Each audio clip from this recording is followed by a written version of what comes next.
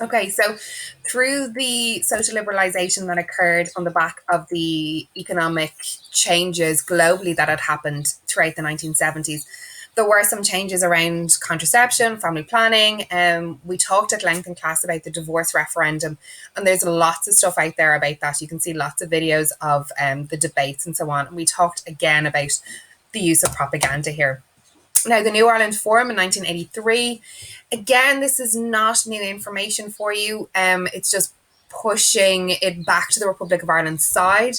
Um, so the Republic was committed to fostering a peaceful solution to the troubles in Northern Ireland. And they were open to talks with constitutional political parties.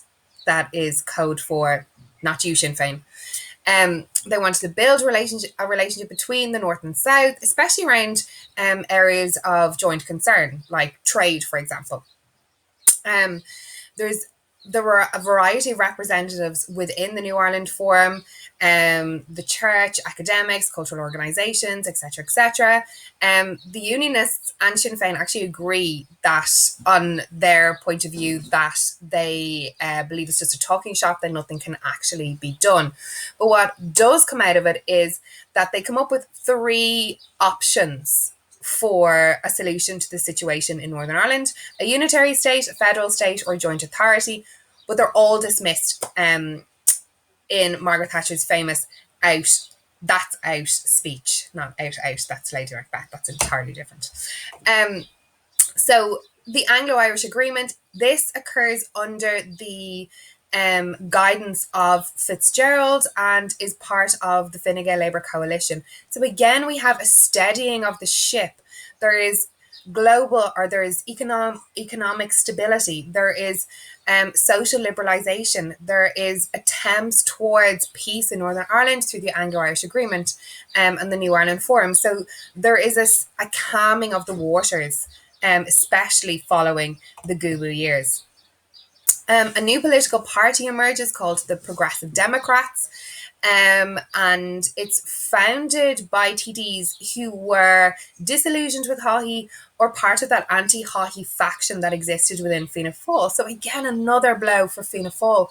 And it's founded by Mary Harney and Des O'Malley in 1985. So another blow to Fianna Fáil, and just goes to show as well how, as a state, as a population, people are moving away from the conservatism, nepotism, and kind of old Irish politics of Fianna Fáil, basically.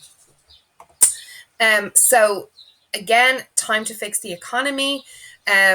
Gareth Fitzgerald himself is an economist, so this is supposed to be his area of expertise, and he lays down a series of harsh budgets. So by 1987, corporate tax is at 50%, the top rate of income tax is at 65%, so for every pound earned, 65% went to the taxman over a certain amount.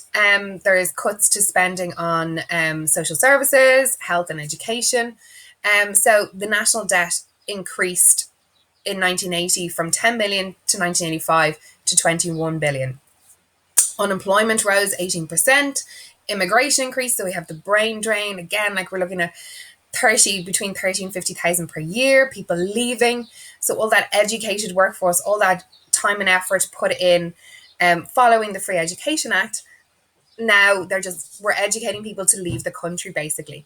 So in contrast to the 1950s crisis, this crisis is a result of a lack of growth following the first and second programs of economic expansion, reckless spending during the 1980s, thank you, Charlie Haughey, and high levels of public debt. So it's not the cause, Fine Gael don't cause it, they certainly are working hard to fix it, but it is a longer process than just one government.